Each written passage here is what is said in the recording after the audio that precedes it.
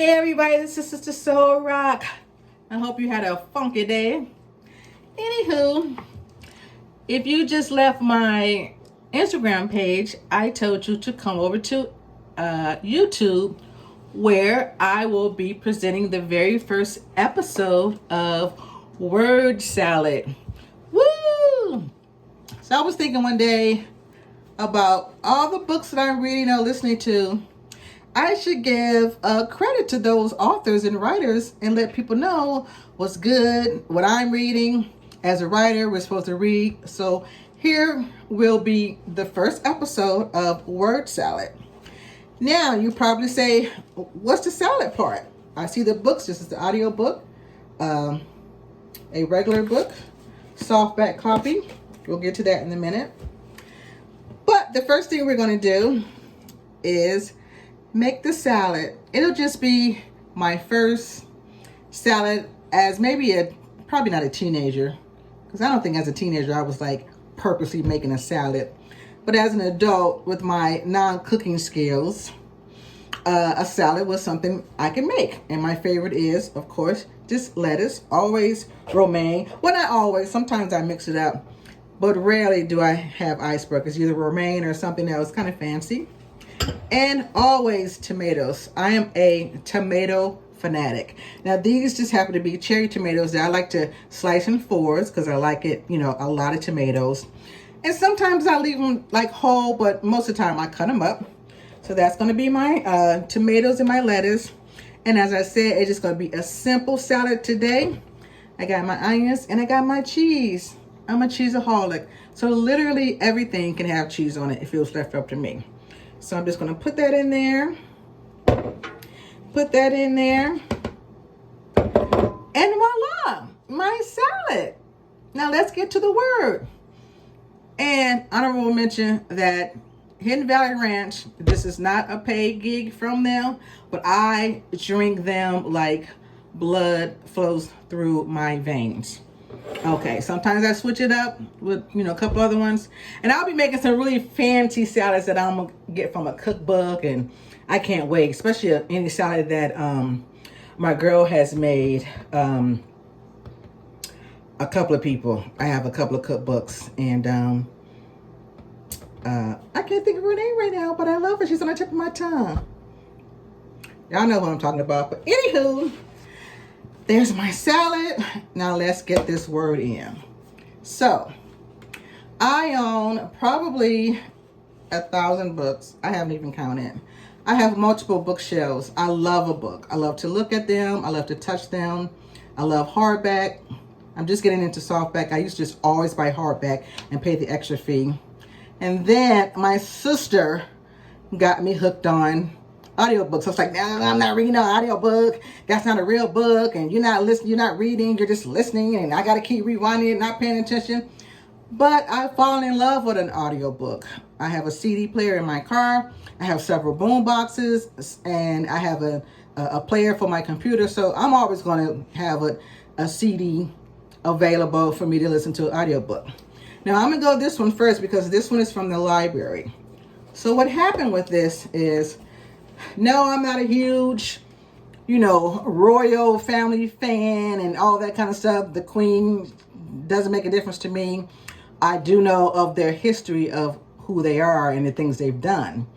But I did fall in love with Harry when he married Meghan. I'm actually starting to watch her series called Suits. I never watched it before, but I'm gonna give it a shot. And I just love their love story. This is called Spare. It's called Spare for the most heartbreaking reason. His father, what is it, King George? I don't even know his name. The king, who's now the king over there. When he was born, when Diana gave birth to her second baby boy, he said, oh, now we have a spare. My job is done. This book is for anyone who is curious. This book is for people who love to read about a love story. This book is for anyone, again, just curious about what the heck is really going on. I always believed every single thing he and Marco said about what was going on. I haven't watched, the full version of when he sat down with Oprah. But first of all, I believe Oprah is king, queen, and all that. So if she had them on her show, then I trust in everything that she does. Anywho, he talks about basically from childhood and how living in that palace, people, it's not what we think. It's not. All we see as Americans, oh my God, he's a prince, they live in a castle. I would not want to live in a castle at all. I mean, if I have a choice, I wouldn't want to be homeless or live in a car. Been there, done that. But living in a castle, I take a regular house, an apartment, a condo, townhouse, everything but a castle. He made a few mistakes. We all know about them. The one with the Halloween party and how that came about. No one corrected him. They all laughed, thought it was funny. But the heartbreak of just him digesting that his mom passed, and how his dad and his brother and everybody else is just so against him. He's, what they call in America, the black sheep. I kind of know about that, somewhat. And those are my feelings. But this story was enlightening. I was educated. I really respect and love him. I truly respect their union, him and Meghan. I see why they fell in love. They were meant for each other. Shout out to Tyler Perry, who is always, always, always, always, always giving of his money from the heart to help everyone. Just listen to it. Actually, what had happened was I went to the library. Like I said, this is a rental, and I rarely rent books from the library because I buy all my books. So I walked in the library one day, and his book was like staring at me. He was like staring at me, and I was like, I know what you're looking at me for, Harry. I'm not going to read you. And then he kept staring at me, and so I rented it. I had it for 2 or 3 weeks, never even looked at it. And I happened to call. I said, "Anybody chance you have the audio on spare?" By golly, we do. Cuyahoga Libraries, the Cleveland, Ohio Library Systems. There's 2, Cleveland Public Library and Cuyahoga County Libraries are the best in the world. The best. I highly recommend when you're visiting Cleveland, go to one of the libraries in the greater Cleveland areas. But this is a beautiful, beautiful story. It touched my heart. I cried. I got angry. I cried some more. I felt so sad. I felt joy and happiness, and I really hope that they will be able to live the life that they want, that Diana would want, and screw everybody else, especially that damn brother and his father. Ooh, wretched. Anywho, on to the second book. Okay, so this is mine. I bought it like I buy everything, or I may have gotten it for free. But this is the author. I love authors who look like me. I like authors who speak Japanese, Chinese, speak Spanish. I love Native American authors. I love everybody. But I got this because first I saw the Oprah seal. And again, Oprah is king, queen. So whatever she does, says, and do, I'm gonna do. So her name is Ayana Mathis. I hope I'm pronouncing that right. And this is the 12 Tribes of Haiti. Oh my gosh. This book was so good. That's why she got so many awards. Let me read what the Chicago Tribune. And when it comes to books and movies, no one else's opinions matter to me. If I see it or read about it or know the author or just want to read it because I'm curious of the story or anything that I watch, I don't need a critic. I don't need anyone praising anything. It's my choice. I have never in my life did something or, not do something because of a critic. Not Oprah, but I'm talking about like a critic. Anywho, this is another story that touches on my heartstrings. It's about a family, a mother, a father.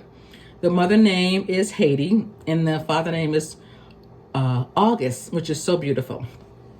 Now, what I love about this book is that I should have had it pinned. Every year, every chapter, it's a different year and decade. The first one is 1925. Her and her husband have twins. The next one goes like to 1950. I'm saying this to say it goes all the way up to like, I think 75. Anywho, she ends up having August and Haiti. They have 11 kids. I don't want to give it away, but it sheds the light on each child. It sheds the light on motherhood, fatherhood, parenting. It sheds the light. Shed? I don't even think I'm saying that right. Anyway, it's open. It brings to you. I'm at a loss for words. Word salad. It's about relationships. How a mother, if she's not giving any love, she doesn't know how to love. And just having kids don't make you a person who knows how to love a child. Because, you know, having a kid is a physical thing. Being a good mother and a good father is more of an emotional thing. It's heartbreaking. It's so interesting, the things that become of her kids in the different decades. I love that it just explores different decades. And it's just and it's kind of hard to read. Okay, first of all, she must have probably like 8 degrees. I had to look up words.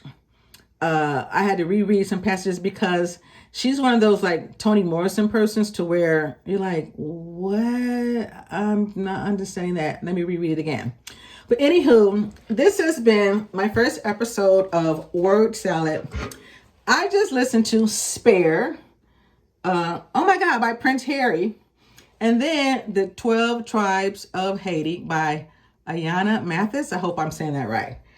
And now I have my basic salad, which is this romaine lettuce, onions, tomatoes, and some cheese. And I'm going to top that off with my lover, Hidden Valley. So stay tuned for the next episode of Word Salad, where I will share what I just listened to and what I just read. Now, pray for me, good vibes, that I am able to upload this on YouTube without a problem. All right, everybody, this has been Sister Soul Rock. Keep it funky. Okay, I'm still working on my taglines for Sister Soul Rock, but anywho, go get something to read. Go get something to listen to. I'm out. Make it funky. Peace.